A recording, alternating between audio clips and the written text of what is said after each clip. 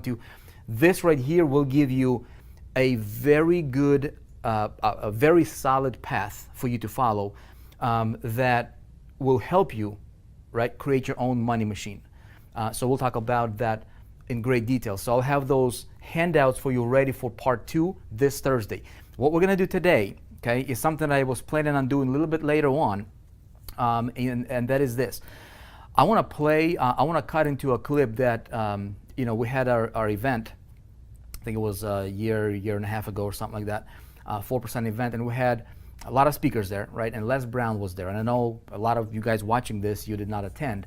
Even if you did attend, it's very important. I had this on my, I had this intention to cut into that clip and just kind of, play it for you, because I think the information that Les was sharing with everybody there in that room was profound, especially for entrepreneurs, right? It kind of sums up what we're doing and why we're doing what we're doing, which is beyond the money, right? Beyond the sale, which is ultimately why are we doing what we're doing, which is to create that legacy. And so I think it'll be a great reminder for everybody to kind of get your head wrapped around that concept. And as we're building this, okay, it'll be a good kind of segue for us to really prepare, as we go into these other parts of the series. I think it'll be great for us. So with that said, I'm going to give you guys a couple announcements here. Okay, if you are a member in the 4%, so if you have an account with us, if you have enrolled in any of the products, training courses, free or paid, it doesn't matter, right? If you have an account with 4%, tonight I'll be live in our Facebook group with some really cool previews, we're going to have a private get together, private meeting, so don't miss that. It'll be 9 p.m. Eastern time tonight on Tuesday, okay? If you don't have an account with 4%, you can register, create yourself an account. We'll have we have tons of really cool trainings inside, free courses, free programs. We also have paid programs and all that stuff. But again, my intention here, you guys, is to deliver value to you, right? Take it for what it's worth for you. Apply it in your business, and I promise you, if you decide to be a 4%er for you, not for somebody else, right?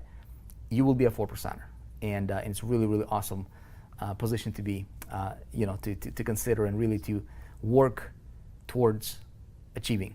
Okay. So all right. With that said, you guys, let's go ahead and cut into the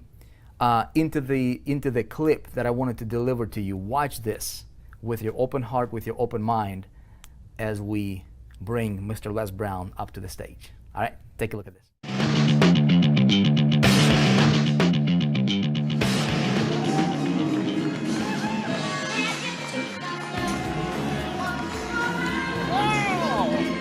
All right.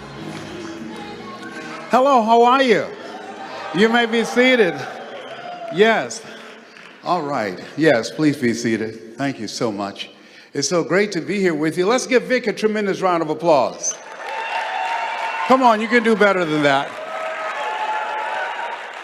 And let's give all the presenters that have been out here talking to you and sharing their knowledge and information, give them a round of applause as well. Thank you. And give yourselves a round of applause for being here. How many have major goals that you want to achieve? Raise your hands, please. Very good. I like to ask that question because most people raise their hands. But I want to ask you another question. And I've been reflecting on this as a 21-year cancer conqueror because of God's grace and mercy. Thank you. As one who deals with sciatica pain every day, at this stage of my life, at 72, I think about and reflect on my life. And I want to ask you a question. How many of you know, even though you've done things you feel good about, that if you had your life to live over again, you could have done more than what you've done thus far? Raise your hands. Yes. Now, that proves a point. What we do and what we accomplish in life is only a tip of the iceberg of what's possible for us. And as I look at my life now, and at this stage, at 72, and starting a new chapter, asking the question about what's next.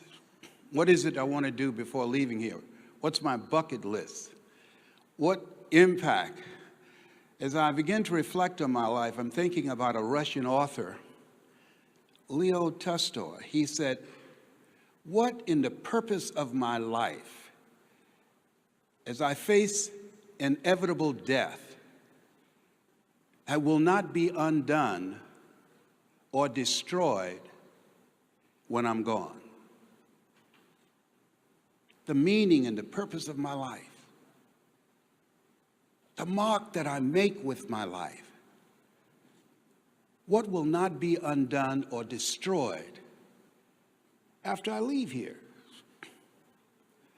And I believe that Horace Mann was right when he asked, when he said, we should be ashamed to die until we've made some major contribution to humankind.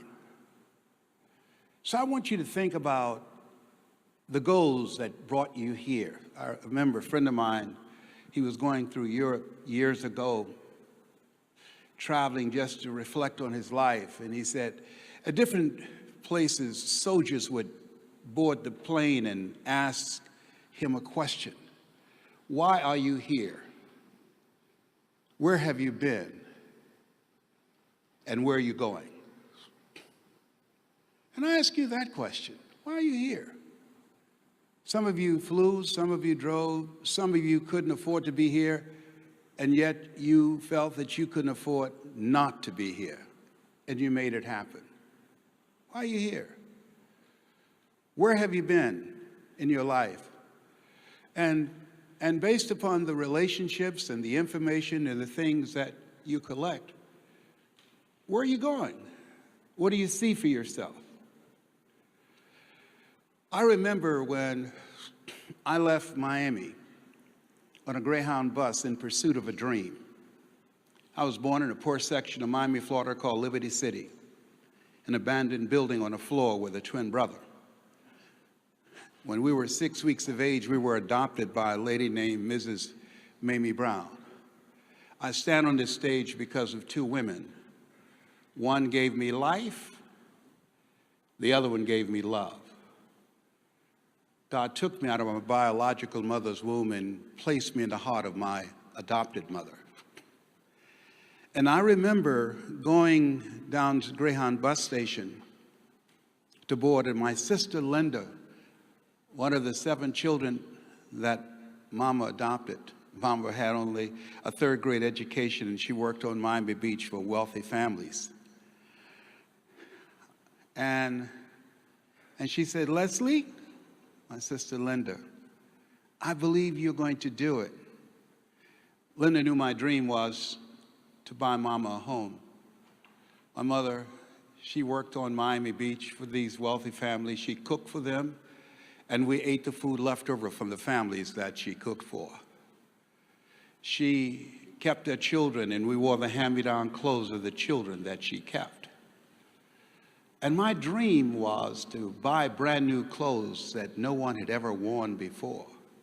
My dream was to be able to buy groceries, and so we would not have to wait till the family ate and hope and pray that there was something left over for us to eat. This was a woman who took in 7 children that she did not give birth to, but she made a commitment, like you did. You made a commitment to yourself. You didn't just show up here. There's something in you that brought you here.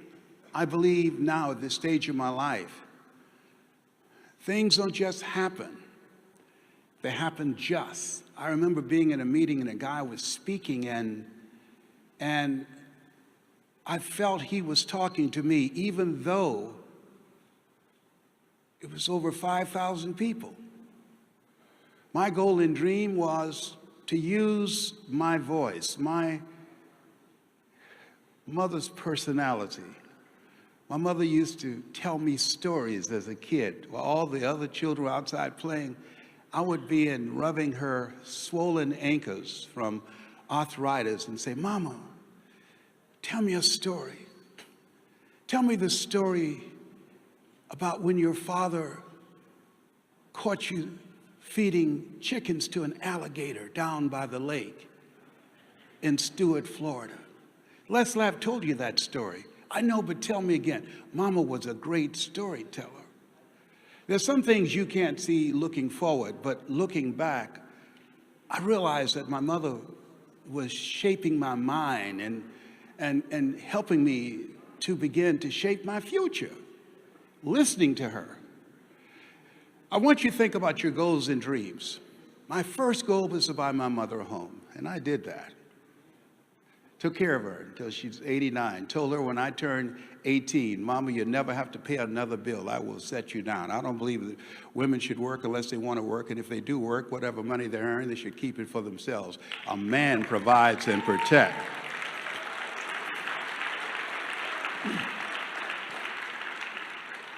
What is the personal goal that you want to achieve?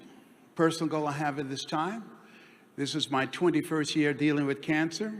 Doctor said it metastasized to 7 areas of my body. I got excited.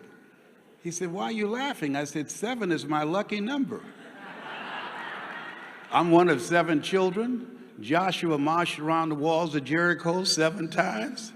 Naaman dipped himself in the river Jordan 7 times. I was born February the 17th. My phone number is 702. Did I tell you 7 is my lucky number? You know? So this year, this 21st year, 3 times 7 is 21. I'm killing cancer. I'm going to kick its butt. Thank you.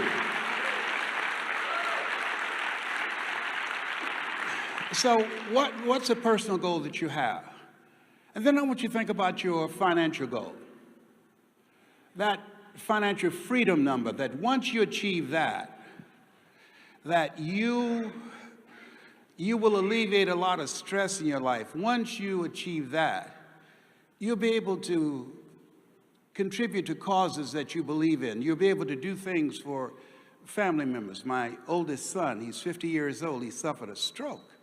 I don't care how old your kids get, they're still your children. And just the healthcare professionals is around $3,000 a month. I'm glad that I'm in a position that I can do more than just pray for him. How many of you like to be in a position that if something happened to a family member, you can help them out? Absolutely. You know, people say money won't make you happy, but everybody want to find out for themselves.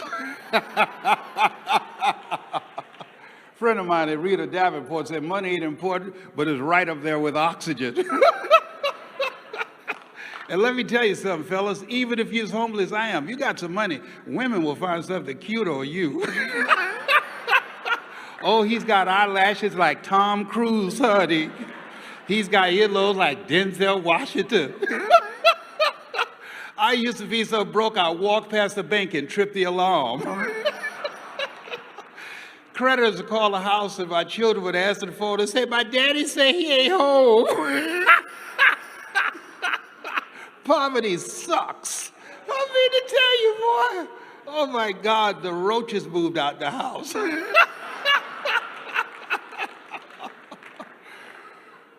So, whatever your financial goals are, and pull up a figure, I want you to multiply that by 100 times. 100 times, whatever that figure you pulled up for yourself. I found that most people fail in life not because they aim too high and miss. Most people do what I did, aim too low and hit for a major part of my life. And I want you to think about your social contribution. I know that we live in the greatest country in the world. I don't believe this, I know it. I travel.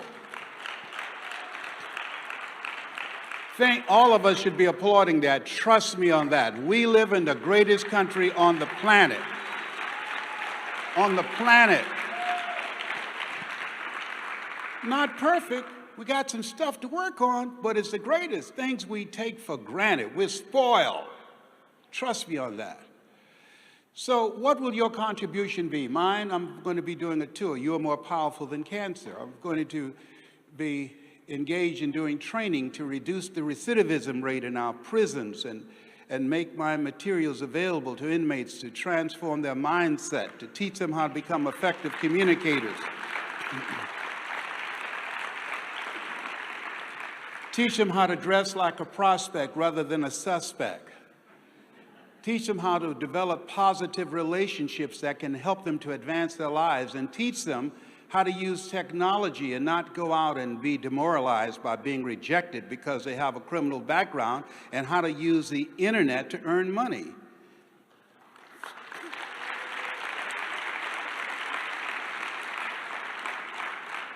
And those of you that would have an interest in that and helping me, email me lesbrown77@gmail.com.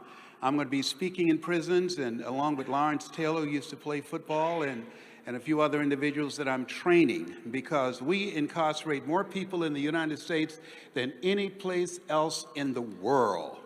And they have over 80% come back.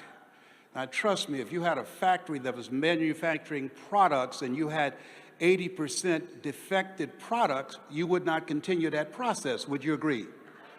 Yeah, so they're just making them bitter. They're not making them better. My goal is to make them better. My mother was once incarcerated, and she was a good woman, but when she could no longer work, she sold moonshine and homebrew and wrote numbers, and she was incarcerated for a period of time. I had to become a man at 10. So I want you to think about your social contribution, your financial goals, and your personal goals. And let us say together, it's possible. Together, please. Say it again, everybody together. It's possible. Yeah, see, one of the most important things that you can do when you're in pursuit of your goals and dreams as entrepreneurs is to believe that it's possible in spite of. See, it's easy to have a positive mindset and a sense of optimism when things are going great. It's easy then. But to be positive, to have that spirit of optimism in spite of, I had to do that. My company was in Detroit, Michigan, 21st floor. I used to bathe in the sink down the hall, used to hide in the closet when the janitorial staff came in the middle of the night. And what kept me going was that if anybody had a goal and dream and it made it happen, that it's possible, they can have my dream. I remember leaving home after I'd sent letters to Gunther Rinker and saw the Tony Robbins infomercial, and I said, "Hi, my name is Les Brown," and I sent them some of my products, and they wrote me back and they said, "We don't believe that somebody like you would be able to attract an audience." Tony had the complexion of connection. I had the complexion of rejection, and so rejected me. And how many have ever been rejected? Raise your hands, please. And so I got on a Greyhound bus, so I'm going to do it even though I don't have anybody to invest millions of dollars in me. I'm going to make this happen in spite of, even though every 30 minutes there will not be an infomercial on the air about me.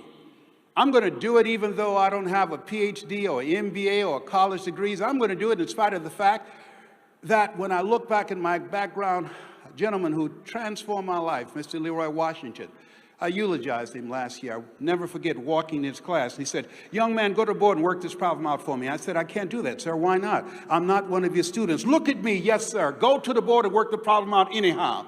"I can't, sir." And the other students started laughing, saying, "He's Leslie. He's got a twin brother, Wesley. Wesley's smart. He's DT." "What's DT?" "He's the dumb twin." And I said, "I am, sir," as the students erupted in laughter. And he came from behind his desk and he looked at me. He said, "Don't you ever say that again. Someone's opinion of you does not have to become your reality."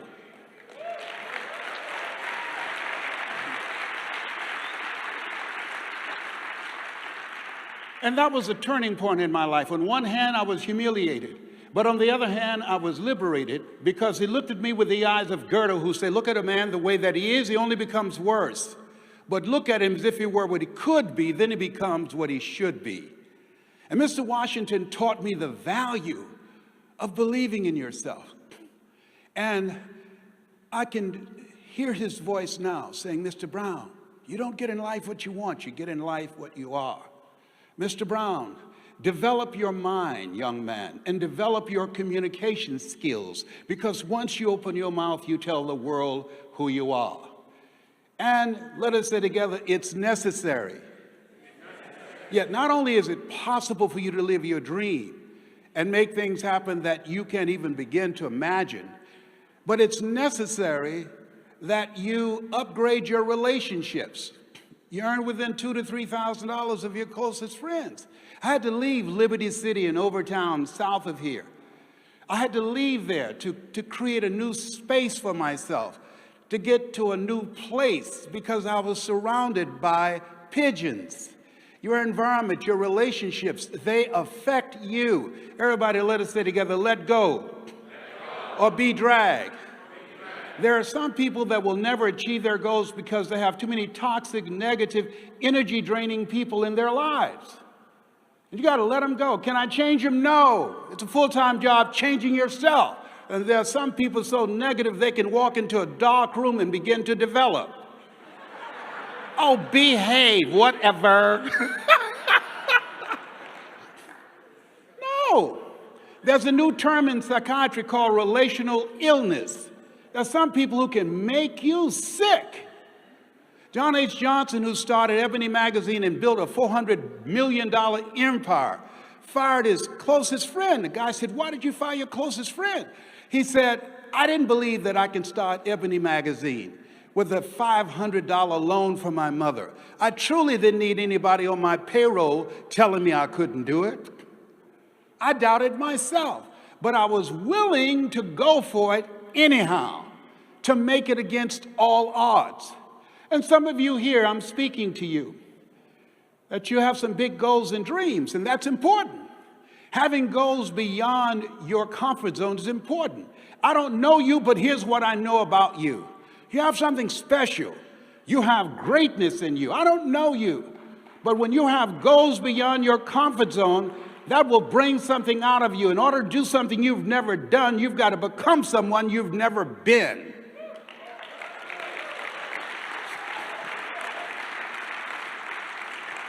Everybody repeat after me, please. Live full. Live full. Die empty. A Floridian who I think is one of the most brilliant men that ever walked the planet. He was a mentor to Dr. Martin Luther King Jr., to Mahatma Gandhi, to Albert Schweitzer. He wrote Deepest to Hunger, the voice of the genuine. He said, the ideal situation for a man or woman to die, Dr. Howard Thurman, is to have family members praying with them as they cross over.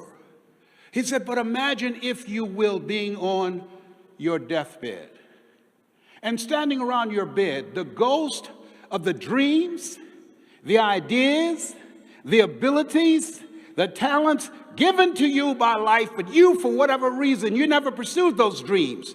You never went after those ideas. You never used your talents and abilities to create that invention. We never heard your voice. You never wrote that book. And there they are standing around your bed, looking at you with large, angry eyes, saying, we came to you, and only you could have given us life. And now we must die with you forever. And the question is, if you died today, what dreams?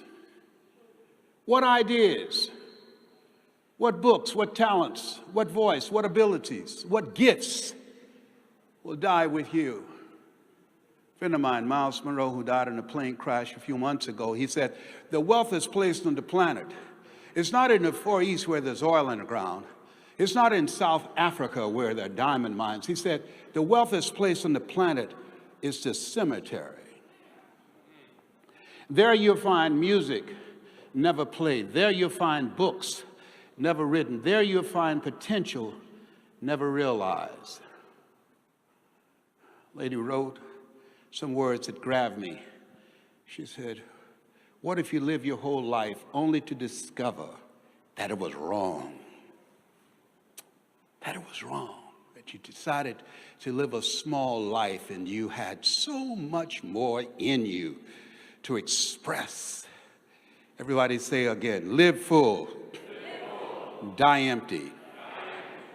And so as you look at your goals and look at your dreams as entrepreneurs, write this down. You will fail your way to success. You're going to fail your way to success. Walt Disney, he filed bankruptcy 7 times and had 2 nervous breakdowns. You're going to fail your way to success. 85% of people allow the fear of failure to outweigh their desire to go after their dream. You showed up. You decided that even though what I'm doing is a long shot, my chances of winning my dream, winning my goal is slim to none, I'll take slim. I'm going to bet on me. Give yourselves a round of applause for betting on yourself.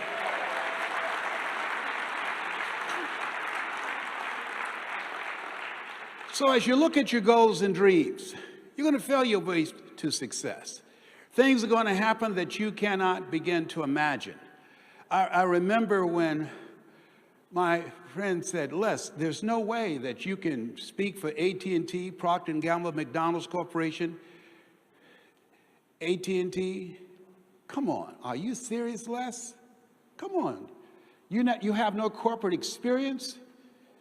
When I was in 5th grade, I was labeled educable, mentally retarded, put back from the 5th grade to the 4th grade, failed again when I was in the 8th grade. I have no college training. And so they knew this. And so they assumed, because if both my birth parents came in here right now, I would not know either one. They assumed because I was labeled educable, mentally retarded. They assumed because I don't have a college education, I have no corporate experience. They assume that I could not do what I'm doing. How many have ever been told you couldn't do something? Raise your hands, please. Very good. It's very important. It's necessary that you immunize yourself. As entrepreneurs, it's necessary that you listen to things to override those negative conversations. MIT did a study. If I tell you, young lady, you can't do that, somebody else has to come in and say, you can do it, you can do it, you can do it, 17 times to neutralize that one time.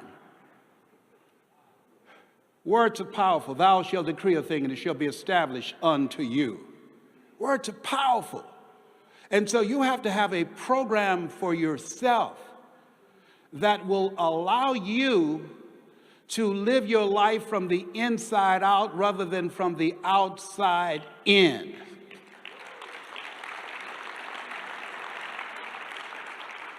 So if you have, how many of you have enjoyed listening to positive things? Raise your hands, please.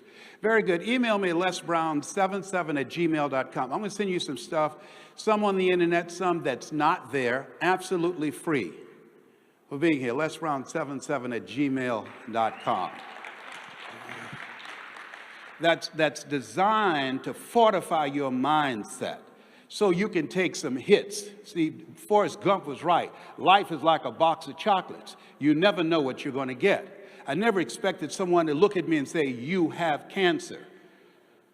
Those 3 words, most feared words in 7 different languages. I said, can you give me a second opinion? Yes, and you're ugly too. I'm sorry, I got problems, all right? This is my mother. Pull the slide up. Isn't she beautiful? And my twin brother Wesley.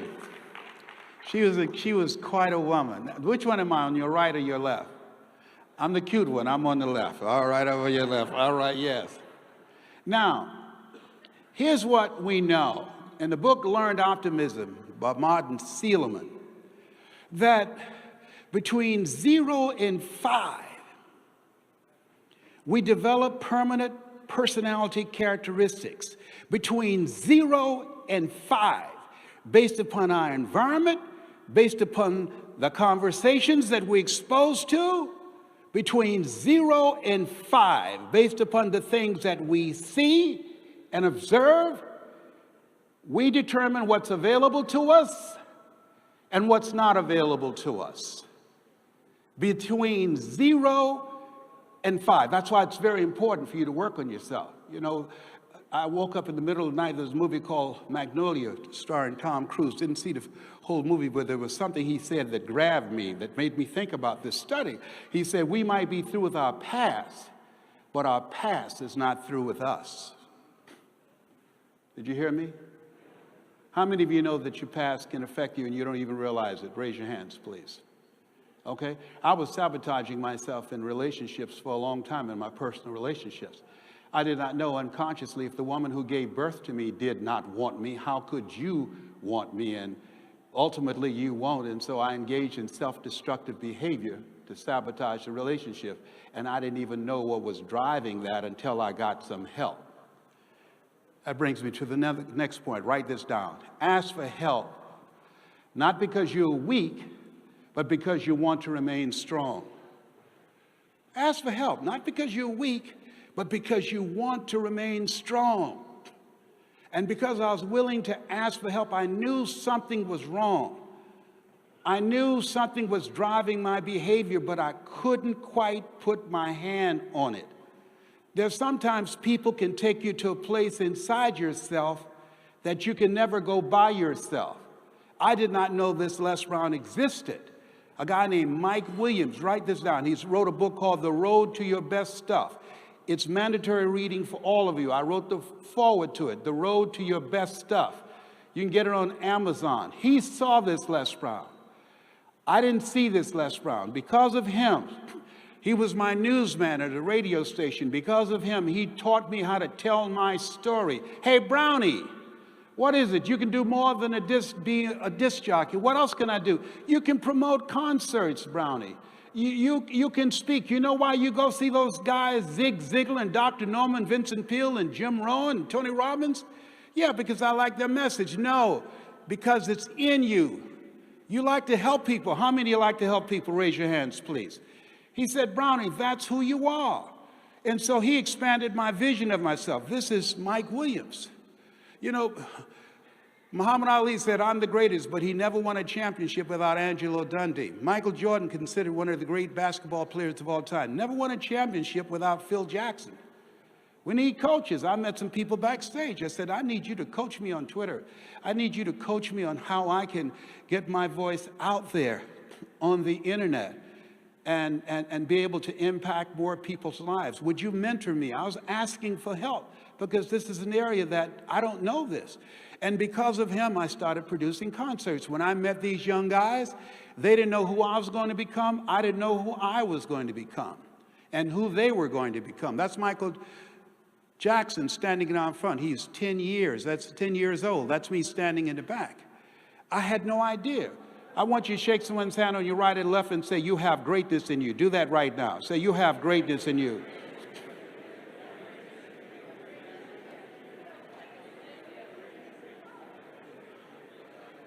Ladies and gentlemen, you don't know whose hand you just shook.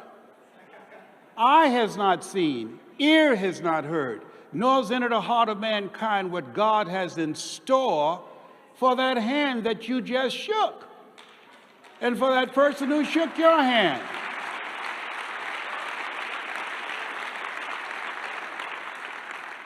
So your best work is not done yet. How many of you like to make a difference in your community? Raise your hands, please. Very good. As part of what I'm teaching and training speakers, how to tell their story, how to present themselves, and how to make a difference, but also, most important, and write this down, how to create credibility in your area of expertise. When you can present, I passed 14 bills my first term in the Ohio legislature, from the 29th House District, chairman of the Human Resource Committee and the Education Committee. No one could have predicted, looking at that first picture of my brother and I, that I would be doing what I'm doing. And I don't say this to impress you, but to impress upon you that what you have done is only a tip of the iceberg of what's possible for you. What I know about you, and I don't know you, you've got greatness in you. What I know, that when you challenge yourself to get out of your comfort zone, which Brian Tracy calls your danger zone, you're going to discover a you that you don't know right now. And I want to ask you, what's your why? This is my mother, Mrs. Mamie Brown. That's what drove me to face the nose. Write this down. Make no your vitamin. Make no your vitamin. You're going to hear it a lot. How many of you have heard it already? Raise your hands, please. Yes, make no your vitamin. Every time someone says no, that brings you a step closer to a yes.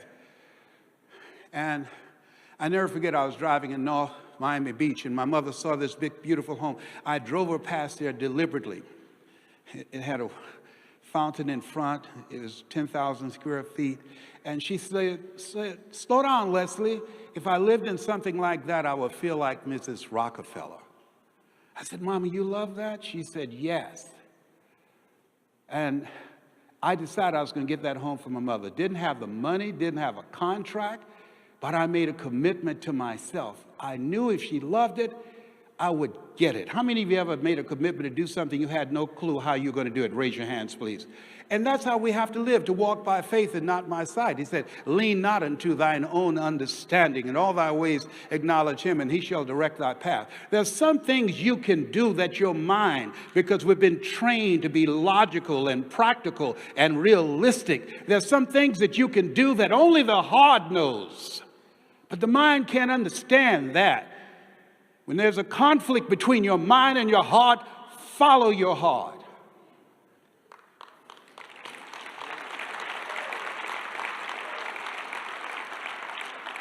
And through telling my story, through using the things that I learned from Mike Williams, my mentor, I drove her back in that area again, and she said, Leslie, slow down. And I started speeding up deliberately. She said, boy, didn't I tell you to slow down? I said, yes, ma'am, Mama. She said, boy, that's beautiful. I said, Mama, you really like that house? She said, yes. I said, I know the people there. She said, no. I said, I do. Would you like to go in and see it? She said, yes. I said, okay. I drove up to the house, and I went around. Mama was 78 at the time. I opened the door, and she grabbed my arm. We started walking toward this big, beautiful mansion. She said, Leslie? I said, yes, ma'am. Boy, you sure you know these people? I said, yes, ma'am, Mama, I do. We got to the door, and I couldn't hold it anymore. I reached in my pocket. I put the key in the door, I turned it, I opened it, and I said, Mrs. Rockefeller, this is your home.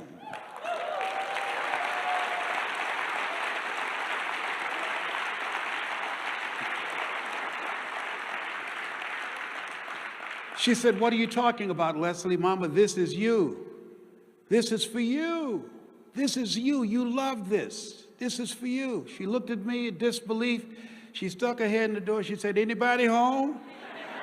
I said, Mama, there's no one here but us. It's fully furnished and everything's paid for.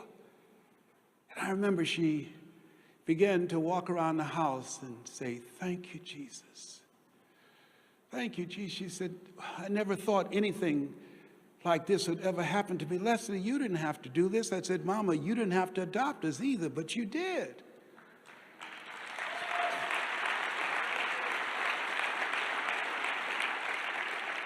And she looked at me and said, and you were so crazy. I said, I know, but I got money now. Oh boy, Mama was something else. So now, this is my why. Mama was a 22-year breast cancer conqueror. How many of you have children? Raise your hands, please. Oh, excellent. My next book, I want you to get it, called The First Family of Motivation. It's my oldest son, Calvin. He lives in Jacksonville. I want you to pray for him. He had a stroke, and he's being fed in his stomach with a tube. There's a stroke on the right side, but we're believing for a miracle. My baby daughter, she is the CEO. That's Serena John Leslie. This is the one that said, you about to make me lose my mind up in here, up in here. You about to make me act a fool up in here, up in here. He's a Gemini and bipolar. Lord, have mercy. Jesus, help me, Lord. I call on Jesus, Yahweh, Melchizedek. I read the Bible, the Kabbalah, and the Holy Quran. Whew, boy, this boy is a piece of work. All right. But he's a genius. He's a genius. And then my oldest daughter, Ona Brown, you can see her online, O-N-A, Ona Brown, Own Your Dreams and Ona Brown, and Patrick. And so now they run the company. They enjoy running my life. How many want to build a legacy? Raise your hands, please. Fantastic, yes. And so to me, Jacqueline Onassis said, if I make all the money in the world and my children don't amount to anything, what have I done? As we look at our goals and dreams, and we embrace the reality that we have to create the best version of ourselves mentally, emotionally, spiritually, physically, and in our relationships, it's not easy. How many of you know that? It's not easy. You know? And so as you look at yourself and look at your goals and dreams, I'm a grandfather and I'm a great-grandfather. These are my grandsons, my great-grandsons, all right?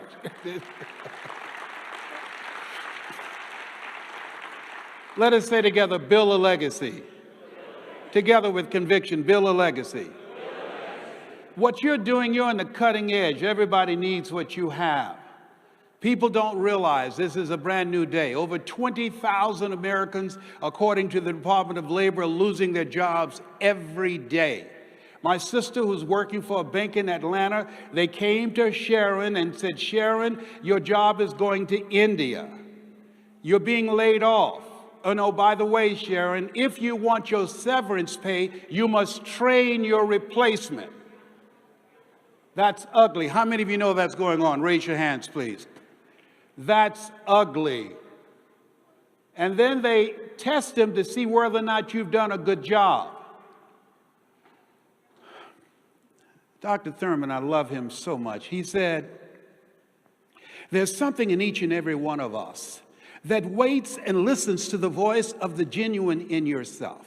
It will be perhaps the only voice you will ever hear. And if you cannot hear it all of your life, your days will be spent on the ends of strings that somebody else pulls. And I submit to you the reason that you came here. I submit to you the reason that you invested your time and your money and your energy. You've decided nobody will pull my strings. Give yourselves a round of applause. Come on, bring your energy level up. Bring your energy level up.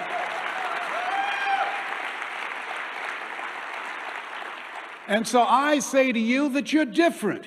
You're unique. One great American said, I choose not to be a common man. It's my right to be uncommon if I can. I seek opportunity, not security. I do not wish to be a kept citizen, humbled and dulled by having the state look after me. I want to take the calculated risk, to dream and to build, to fail and to succeed. I refuse to live from hand to mouth. I prefer the challenges of life to the guaranteed existence, the thrill of fulfillment to the still calm of utopia. I will never cower before any master nor bend to any threat. It's my heritage to stand direct, proud, and unafraid to face the world boldly and say, this I have done. That's what it means to be an entrepreneur. You are uncommon. Give yourselves a round of applause.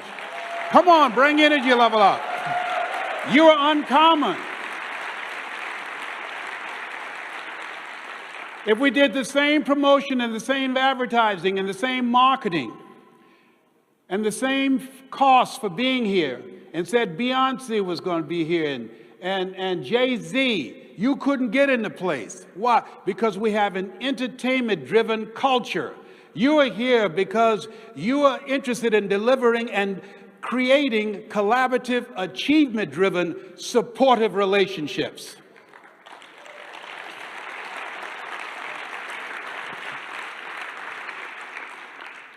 And so, as you think about your goals and dreams, let us say together, it's possible. I can live my dreams. It's necessary. I make no my vitamin. I'm going to make it in spite of the rejections, in spite of lack of resources, in spite of the obstacles that would be thrown in my path. I've got greatness in me. I can handle it. I'm more than a conqueror. Greater is he that is in me than in the world. Give your dream a round of applause.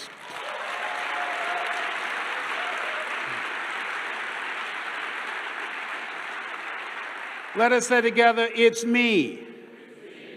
Yes. Shake someone's hand on your right and left and say, you can make it happen. You can make it happen. Do this right now. You can make it happen.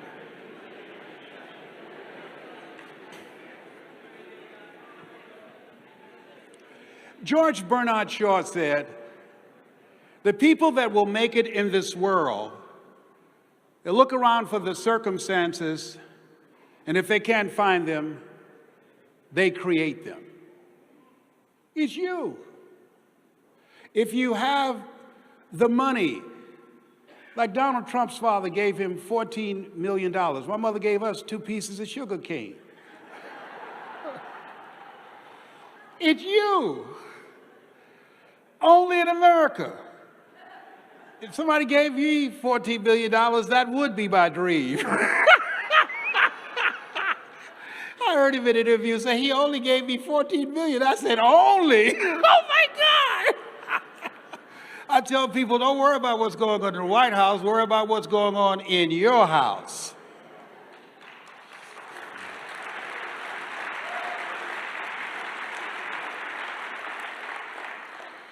So, if you were born with a silver spoon in your mouth, that will help.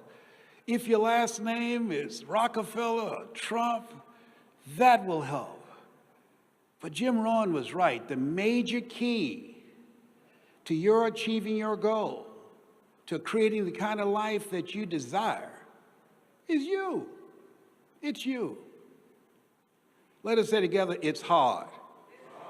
How many of you know it's hard? Raise your hands, please. I didn't do what I'm doing, I'm embarrassed to say, for 14 years. Because I knew it would be hard for me without an infomercial, millions of dollars spent on me like on Tony Robbins. I knew it'd be hard with no credentials, no corporate experience. I knew it would be hard with no money. I knew it would be hard. But fortunately, Mike Williams, I'm so thankful for him. He kept calling me, saying, Brownie, you can do it. And I kept saying, Mike, I don't have the money, I don't have the resources, I don't have a college education. He said, Brownie, all of us are born the same way, dumb, naked, and speechless. You could learn, Brownie, you could learn. I said, Mike, it'd be hard. There are over 3,000 speakers out there. Write this down. He said this. If you do what is easy, your life will be hard. But if you do what is hard, your life will be easy. If you do what is easy, give yourself a pass. Give yourself an excuse. Focus on what it is you don't have. If you do what is easy, your life will be hard. But if you do what is hard, your life will be easy. He was absolutely right. Everybody repeat after me, please. I can do hard. How many of you can do hard? Raise your hands, please. How many of you already done hard? Raise your hands, please. How many of you in the moment of doing hard right now? Raise your hands. That you could feel a brother up in here, all right? Yes. Let us say together, it's worth it. Come on, say it with conviction, it's worth it. I want you, this is your homework, write down 5 reasons and why you're not going to give up on your dream. In spite of the setbacks, in spite of the failures, in spite of people letting you down, in spite of running out of the money that you need, in spite of the odds. What are the reasons that will keep you in the game? Nietzsche said, if you know the why for living, you can endure almost anyhow. When I thought about my mother, how hard she worked, I remember Mama would say, when it would start raining outside, she would say, oh, Arthur's bothering me. I said, Mama, who's Arthur? She said, don't worry. You live long enough, you'll find out. She's talking about arthritis. I know about Arthur right now. I know in my right hip. I was at this church service, and the lady said she was a healer. So people get lined up. So I got in line too, just to see. And she said, where you hurting? I don't want to turn around and say, right here. I didn't know what to say. I said, just touch me on the head. She said, no, I want direct contact. I said, well, I got arthritis in my butt and I got prostate cancer. She said, touch him, Jesus, touch him.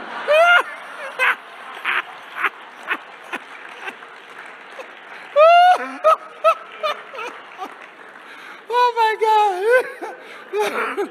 I got to tell y'all this. Because y'all family. I heard this Oral Roberts radio program. Send me $3 and I'll send you a prayer cloth. And you got any kind of illness, this prayer cloth will heal you. And then a person came on and said, you know, I had whiplash and I bought the prayer cloth and I put it in that affected area and I was healed in the name of Jesus. Then somebody else came on. I had pain in my back and I put the prayer cloth on me and I was healed. So I was about to turn the radio off. Then somebody said, I had prostate cancer. My PSA was over 2,000. Well, mine at that time was 2,400. And I put the prayer cloth on me, and I was healed. I pulled over, wrote the number down, called them, and I sent them $100, said, send me a prayer blanket. This is true. You can't make this up. So they sent me a box with the prayer cloths all cut up. I had to speak at a church called the Church of the Day in Detroit, Michigan, and I put the prayer cloth in my underwear, you know, the affected area. So I'm on stage moving back and forth, and look here, you got to have determination, drive to go after your dream. You've got to be unstoppable. And I saw people looking past me laughing. And I'm saying, what are they laughing about? I looked around, and the prayer closet went down my legs on the stage. I said, you can laugh if you want to. I don't care. What y'all, I went behind the podium and put them right back in my pants.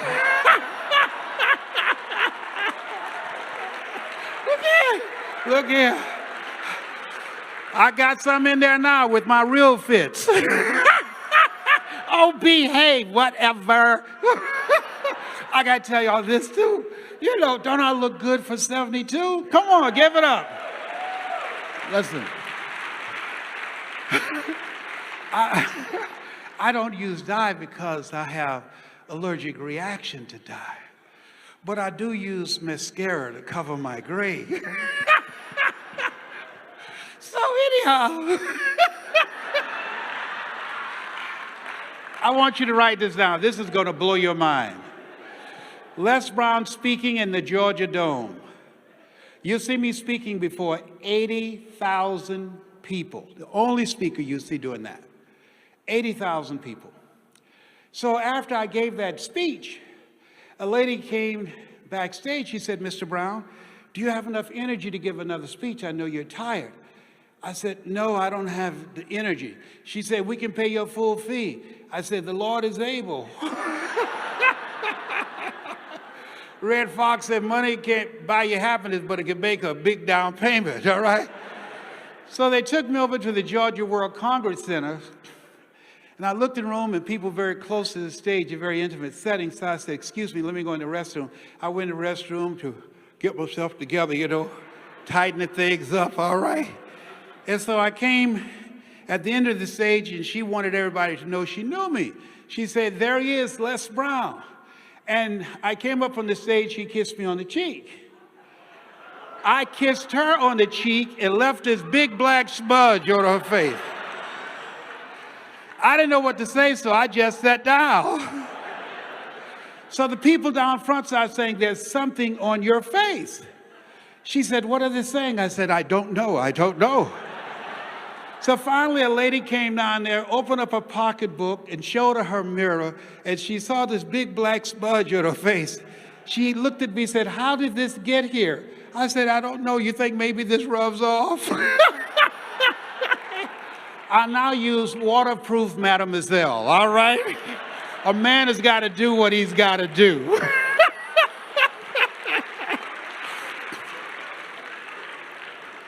Here's something else.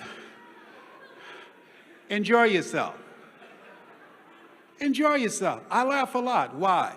1 minute of anger weakens your immune system for 4 to 5 hours. Let's think about that. 1 minute of anger weakens your immune system for 4 to 5 hours. Now, 1 minute of laughter boosts your immune system for over 24 hours. So when I get through with y'all, you're not going to get sick for 10 years. Let us say together, it's possible. I can live my dream. It's necessary. I create some new relationships. I challenge myself. I become a risk taker. It's me. It's hard. I can do hard. It's worth it. It's worth it. How many of you know it's worth it?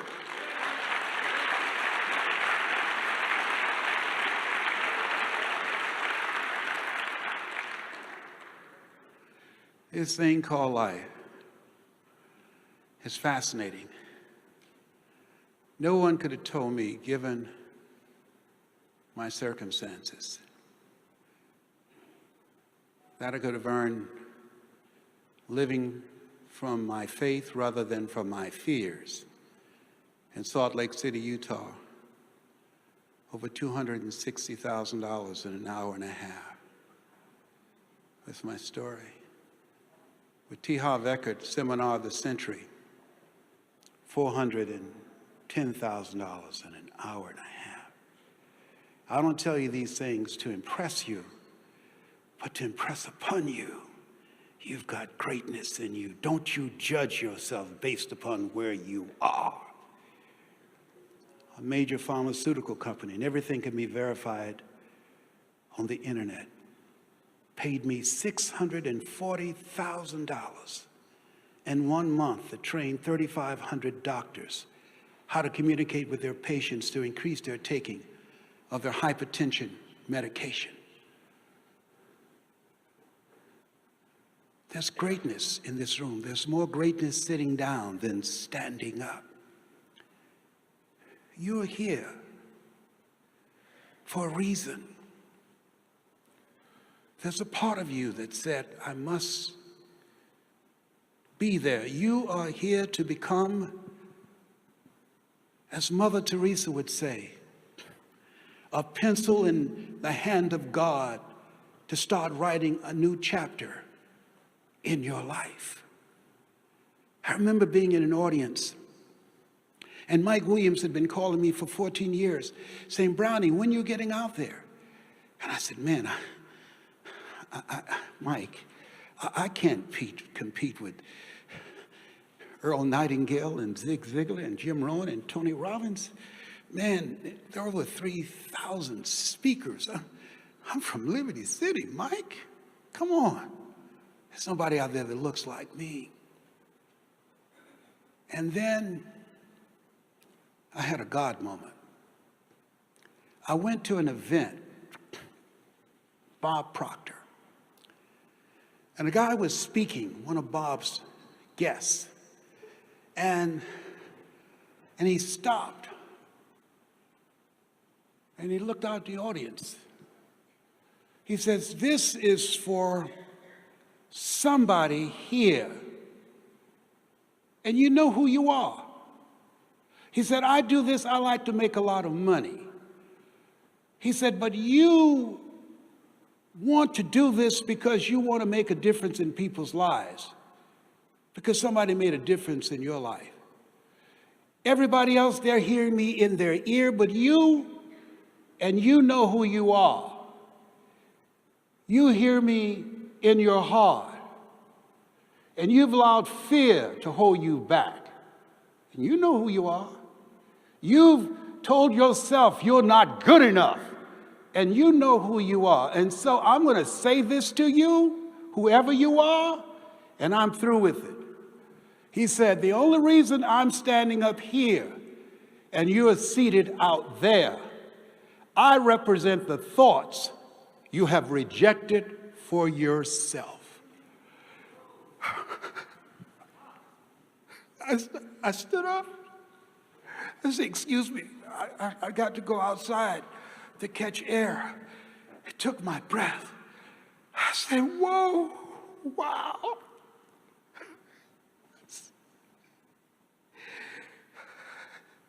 I've been stopping myself all this time. I thought it was because I didn't have any money. I thought it was because I never worked for a major corporation.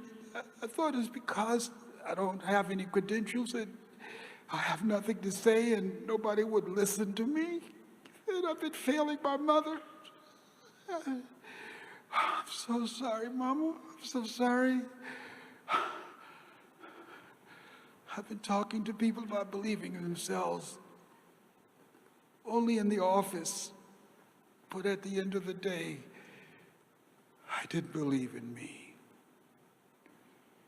I didn't believe in me. There's an African proverb that says, if there's no enemy within, the enemy outside can do us no harm. The fault, dear brothers, is not in our stars, but in ourselves that we are underlings. And on that day, I answered the call on my life.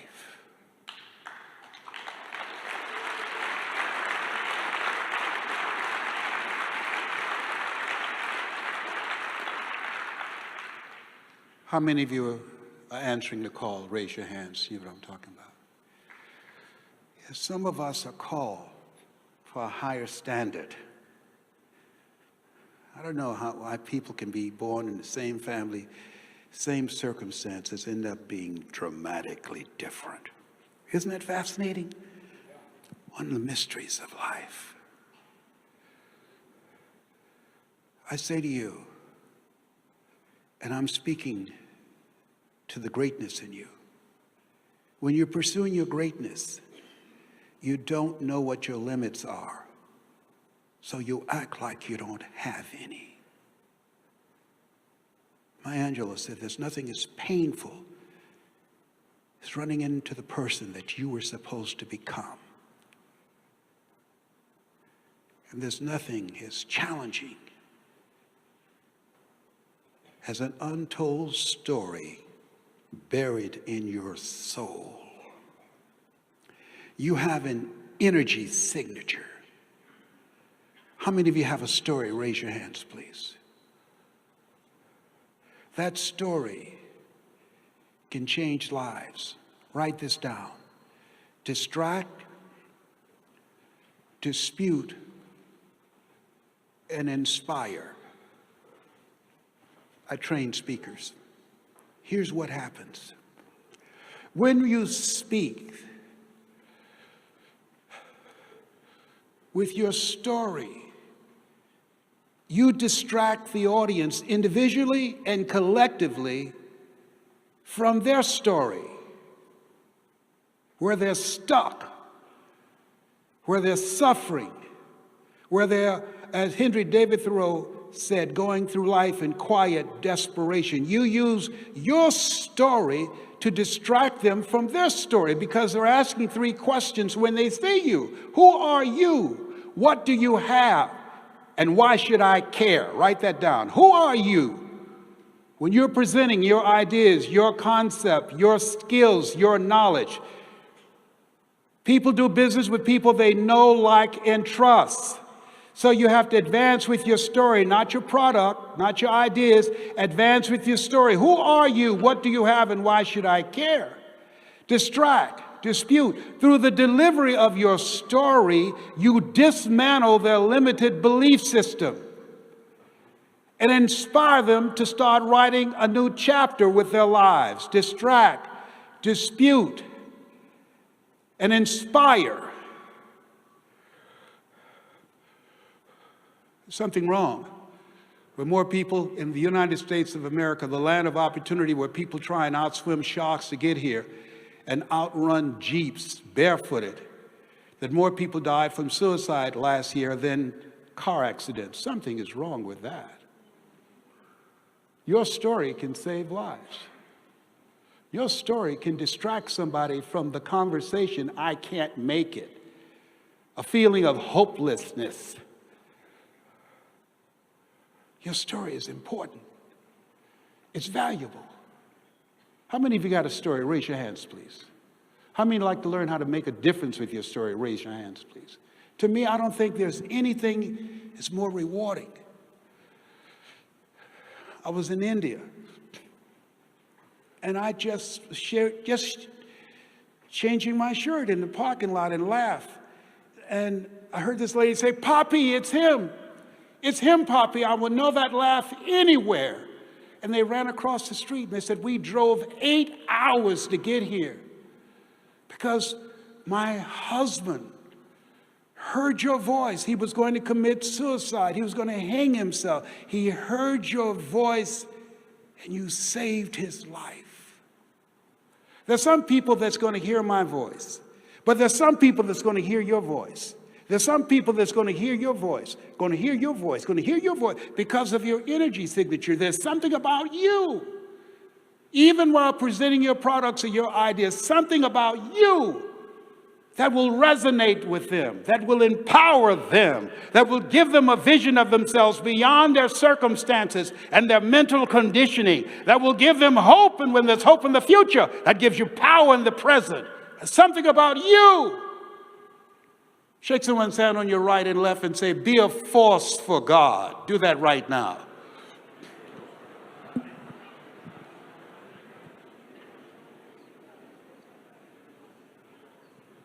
Be a force for God.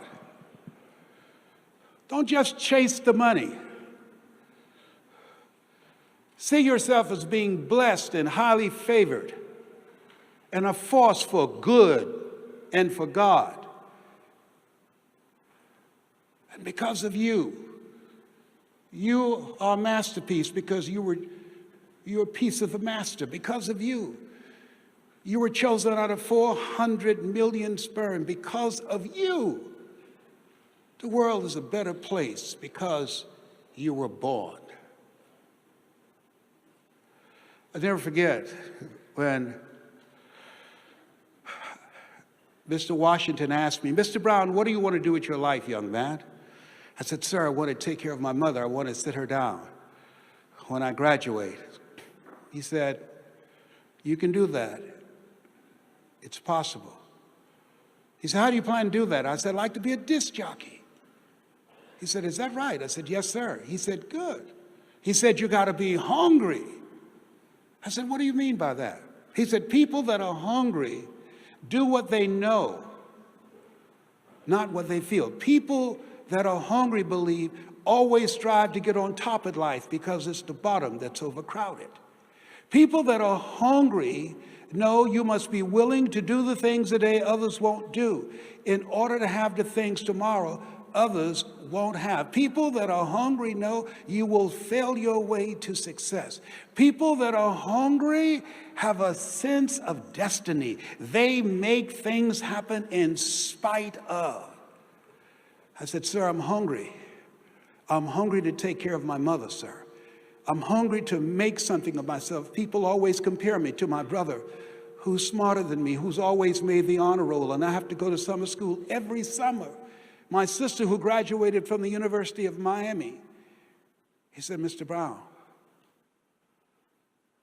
he said, "here's my card. I see you looking in the window at me when I'm working with the other students. I asked them to allow you to be in my class, and they said no, because you're in special education.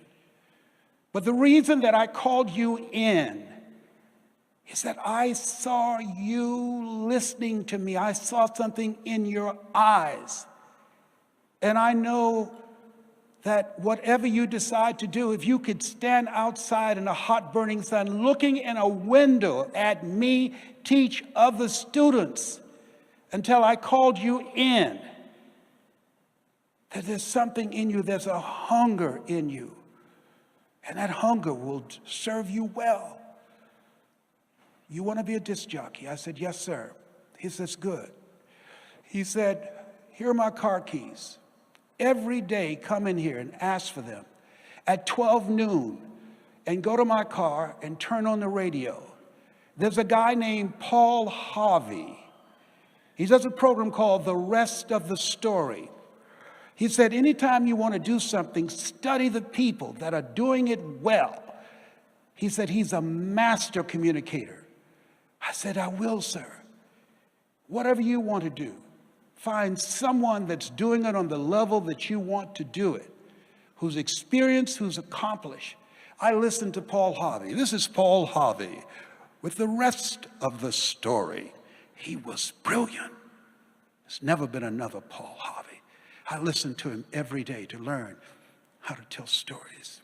Listen to Zig and Dr. Norman Vincent Peale. You have the ability to overcome your circumstances.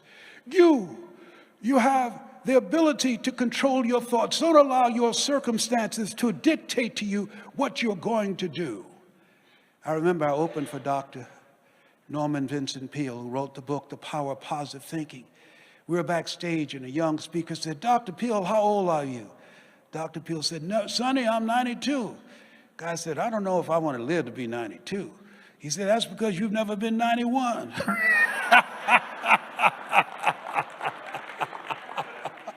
Dr. Phil, man, he was a bad dude. Wow, he was a bad dude. And I watched him and I studied him. And Jim Rohn and Zig Ziglar, the icons, I studied them. I bought all of their cassette tapes. Earl Nightingale, we become what we think about. Jim Rohn, when the end comes for you, let it find you conquering a new mountain, not sliding down an old one. Winston Churchill, the truth is incontrovertible. Malice may attack it, ignorance may deride it, but at the end, there it is. I studied these great voices. They spoke to me to widen my vision of myself. Let us say together, it's my time. I'm hungry. And so, Mr. Washington, he taught me this. Write this down. OQP, only quality people. He said, Mr. Brown, he said, develop your mind and develop your communication skills and practice OQP. Only quality people. If you run around with 9 broke people, I guarantee you, you'll become number 10. You earn within $2,000 to $3,000 of your closest friends. Dr. Dennis Kimbrough out of Atlanta said, if you're the smartest one in your group, you need to get a new group. Is that real? Yes, you got to upgrade your relationships. And so, as you look at your goals and dreams, he gave me his card, said, go to WMBM radio station and tell Milton Butterball Smith I sent you there. I trained him. I went to the radio station. He said, don't forget, you got to be hungry. I said, yes, sir. Let us say together, you got to be hungry. Hello, Mr. Butterball. How are you, sir? My name is Les Brown, sir. I like to be a disc jockey. He said, young man, you have any journalism in your background? I said, no, sir, I don't. You have any experience in broadcasting? No, sir. I said, sir, but let me audition for you, sir. I visualize and see myself on radio. I practice all the time. Just give me a shot. He said, no. How many have been rejected? Raise your hands, please. I was devastated. I went back to Mr. Washington. They said no. He said, don't take it personally. Most people are so negative, they have to say no 7 times before they say yes. He said, you got to be hungry. Go back again. I went back again. Hello, Mr. Butterball. How are you, sir? My name is Les Brown, sir. I like to be a disc jockey. He said, I know what your name is. Weren't you here yesterday? I said, yes, sir. Didn't I tell you no yesterday? Yes, sir. Then why are you back today? Well, sir, I didn't know whether or not somebody was laid off or somebody was fired, sir. No one was laid off or fired. Now, get on out of here. I came back the next day, talking loud, looking happy like I was singing for the first time.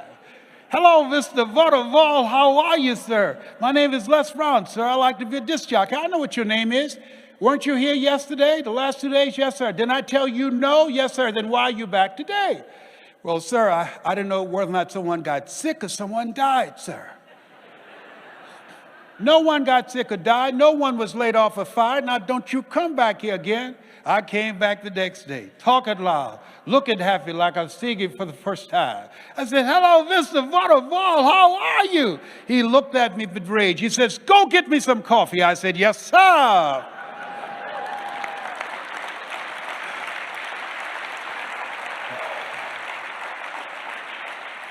So I became the errand boy for the disc jockeys. Write this down. Give before you ask.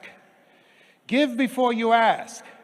I wanted to give service before I asked for anything. I wanted to establish myself as a go-to person, as a resourceful person. Give before you ask. So I became the errand boy for the disc jockeys. I go get their lunch and their dinner, and I stand in the control room watching them working their hands on the control board, knowing my time will come. Let us say together, I expect to win. When you leave here, when you get dressed, before you get on your flight, before you get in your car, I want you to have the mindset that you're armed with everything you need and you expect to win. You expect to grow your business. You expect to attract the people you need. You expect to attract the resources you need. You expect doors will be open that you did not see because it's your time.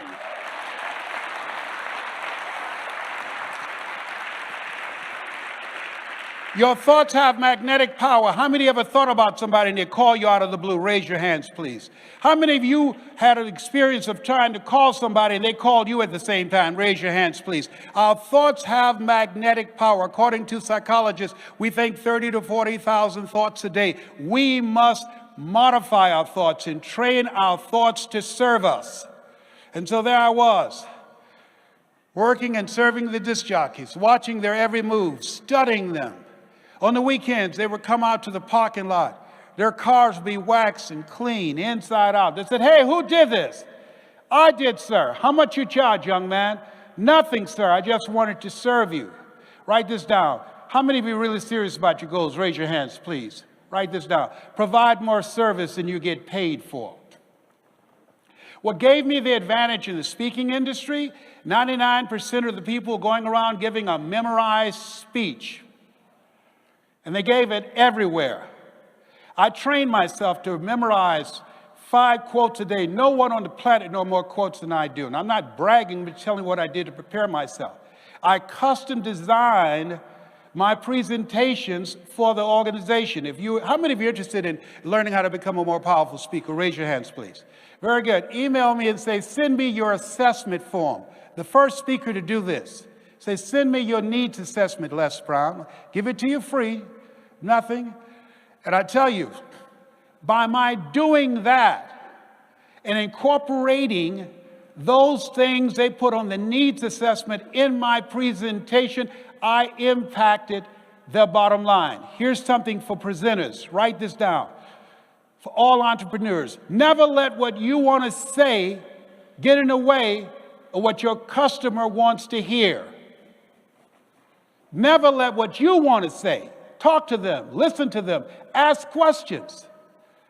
Find out how you must shape and massage your languaging style to speak to where they are. Does that make sense?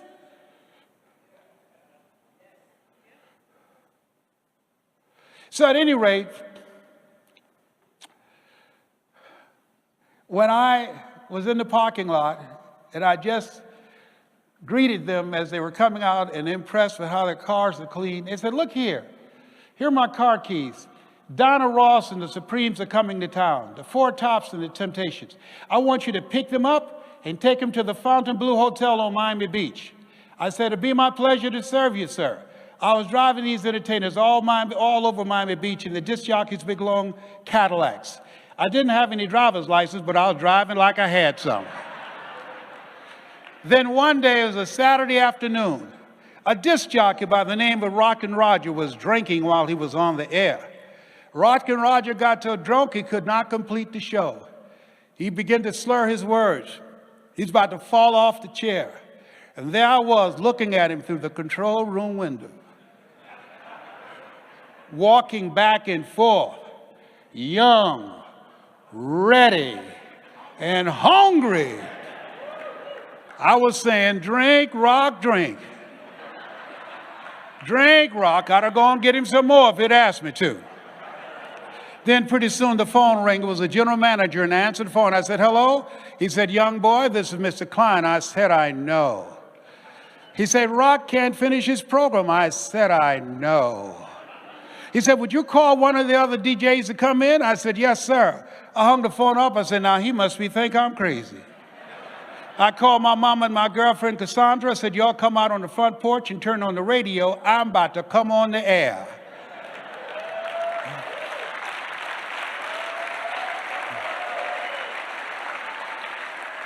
I waited for about 20 minutes and I called him back and said, Mr. Klein, I can't find nobody.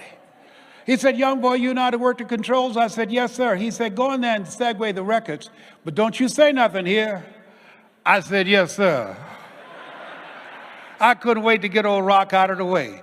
I put on a fast record. I said, look out, this is me, LB Triple P. Les Brown, your platter playing papa. There were none before me and there will be none after me. Therefore, that makes me the one and only. Young and single and love to mingle, certified, bona fide, dubitably qualified to bring you satisfaction and a whole lot of action. Look out, baby, I'm your love man. I was hungry. I was hungry. I was hungry. Shake someone's hand on your right and left and say, you got to be hungry. In front of you and behind you, got to be hungry. Entrepreneurs are hungry.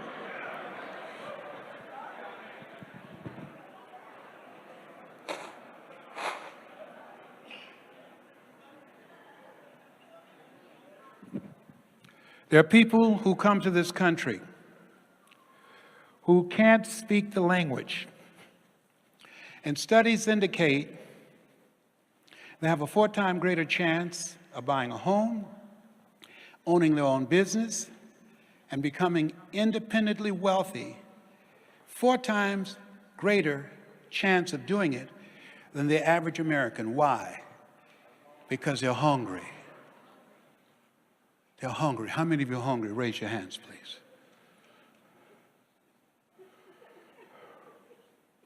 Somebody said, I'm starving.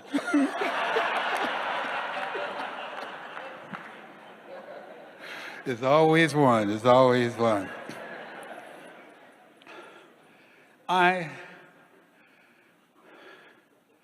don't know you, but here's what I know about you. You're here for a reason. Here's what I know about you. Based upon my own experience, you can do more than you can ever begin to imagine. Here's what I know about you. You're greater than your past. You're greater than your failures. You're greater than the setbacks that you've gone through. You're greater than anything that you're experiencing. Here's what I know about you.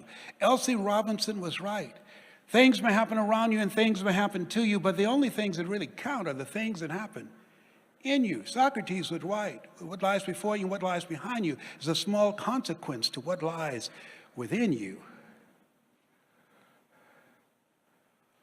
There's something that drove you here. Entrepreneurs are risk takers. Viscott said, if you're not willing to risk, you can't grow. And if you can't grow, you can't become your best. And if you can't become your best, you can't be happy. And if you can't be happy, then what else is there? And Helen Keller was right. Life is short and unpredictable. Eat the dessert first.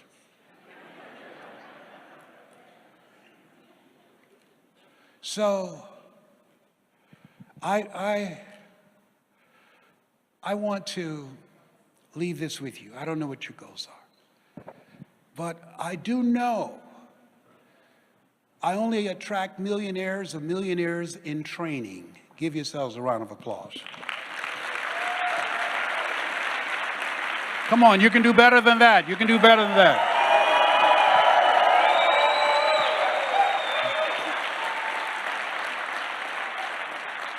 So one last thing I want to ask you to do. Everybody hold your right index finger up. Everybody.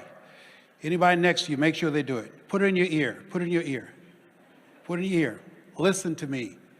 You have greatness in you. You are here for a reason. You have a date with destiny. You were born to win. There are lives that you're going to transform. There are lives that you're going to change. Your business is going to go to the next level. You're going to overcome whatever obstacles are thrown in your path, because greater is He that is in you than he that's in the world. You were born to win. It's your destiny.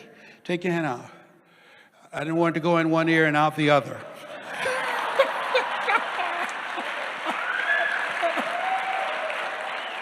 It's in there. It's in there.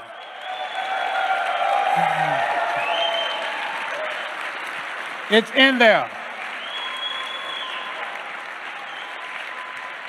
So, got you, did there. Oh, yeah. There's something I want to give you. Here, I have a book called The 12 Laws of Success. Let's go up there. These are individuals. Al McDougall was an introvert. He said, "Can you help me speak?" I said, "Yes." I wrote the foreword to his book. His book is now being used by National Football League. He used to be homeless out of Canada, and he's speaking for women, drunk drivers. You know, women against, what's that, drunk drivers against? MAD, yeah. Mothers Against Drunk Drivers, yes. He's one of the national speakers. Trish Luna de Alva, Latino, she wrote a book called Take Back Your Life. Take back your power. She was molested as a kid, and she's speaking all over the country. Soraya Dean, Muslim, powerful speaker. She's created a whole lecture series bringing Christians and Muslims together. Sean was an attorney in LA, and they came to her and said, "We're downsizing, we're going in another direction." She's now the attorney for my firm, but she's raised in foster care in California, graduated from UCLA Law School, and she's a powerful speaker, my God. Gloria Ramirez, just got back from Colombia. She's a powerful speaker as well. This young man, ex-felon, he wrote the book From the Hood to Doing Good. I wrote the foreword to that. Johnny Wimbrey, one of the most talented and gifted speakers that I've ever had the chance to work with. Ed Blunt, these are the two guys who've already passed me. Knew him since he was 4 years old. Played opposite Denzel on Broadway. Kenny Chapman's father was a motorcyclist in motorcycle gangs, was killed in the backyard. Taught him how to smoke weed at age 11. Now he speaks to small businesses all over the world. Annie Crawley, she heard me speak in Chicago, 5,000 people. She was a teacher. She sold everything she had, drove to California. Her dream was working in the area of underwater videography. She sent me a text saying, "Hey, I'm filming some waterhead sharks. I want you to come here. I'm going to train you how to do it." I texted her back. I said, "Have you ever heard of a black person being eaten by a shark?" She texts back, "No." I said, "Because we don't go down there bothering them." Send me the video. I want you just to text me. I'm not telling you anything. Text me greatness to 313131. Text that to me and send me my new book called 12 Laws of Success. Okay? I want to leave this with you. I feel at this stage of my life, I've gone through a lot. And I know. How many feel that God's hand has been on your life? Raise your hands, please. I'm telling you, I've had some close calls. Really challenging things. And I thank Vic for inviting me here to speak to you. I remember when Mr. Washington spoke to the graduating seniors, and I was a junior. And he said, "You have something special. You've got greatness in you. Booker T. Washington, not the largest, but the best. And if just one of you here can understand what I'm saying, if one of you here can hear me not in your ears, but in your heart, then my being brought here will not have been in vain." And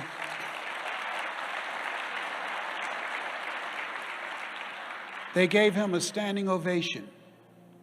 And I followed him down the auditorium steps. And he's in the parking lot. I said, "Mr. Washington." He said, "Yes." I said, "Do you remember me?" He said, "No." I said, I'm one of the twins. My mother, she works in the cafeteria. I was in your class and they were calling me DT, and I answered and you said, don't ever say that again. Someone's opinion of me does not have to become my reality. Do you remember me now?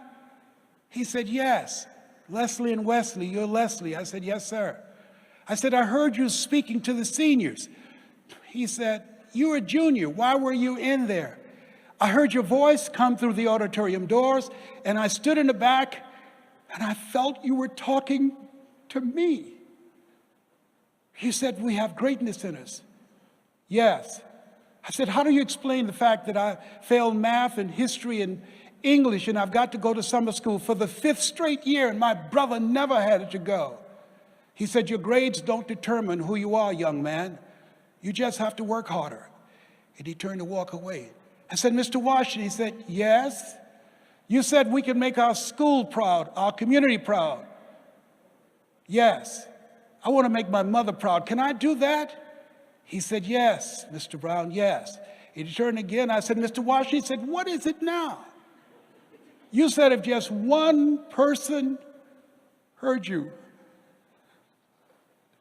your being brought here would not have been in vain.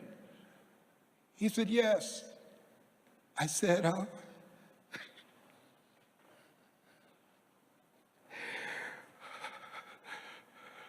I'm the one, sir. Look at me.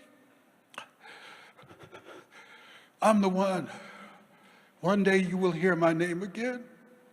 I'm the one. I want to make my mother proud. I'm the one. I want to make a difference with my life. And you make me feel special, sir. And I thank you so much. I thank you. But remember, I'm the one. And years later, when I had a PBS special called You Deserve, friends called him and said, turn on the radio, turn on the television. Les Brown is on. And when they introduced me, he called his wife, Edith, it's the dumb twin. Come look, come look.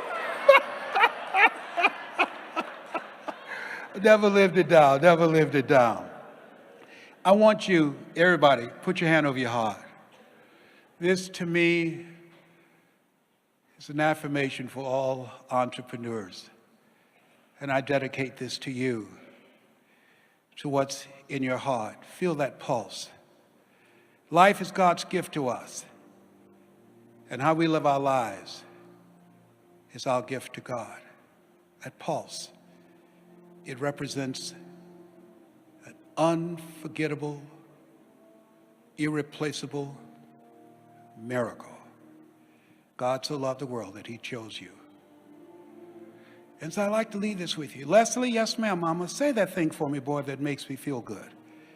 I dedicate this to you and to your dream. And it says simply this: if you want a thing bad enough to go out and fight for it, to work day and night for it, to give up your time, your peace, and your sleep for it, if all that you dream and scheme is about it, and life seems useless and worthless without it, and if you gladly sweat for it and fret for it and plan for it and lose all your terror of the opposition for it, and if you simply go after that thing that you want with all of your capacity, strength and sagacity, faith, hope and confidence and stern pertinacity, if neither cold poverty, famish or gulch, sickness or pain or body and brain can keep you away from the thing that you want, if dogged and grim you besiege and get it, with the help of God, you shall get it. This has been Les Brown, Mrs. Mamie Brown's baby boy. God bless you. God bless your dream. God bless America. Thank you very much.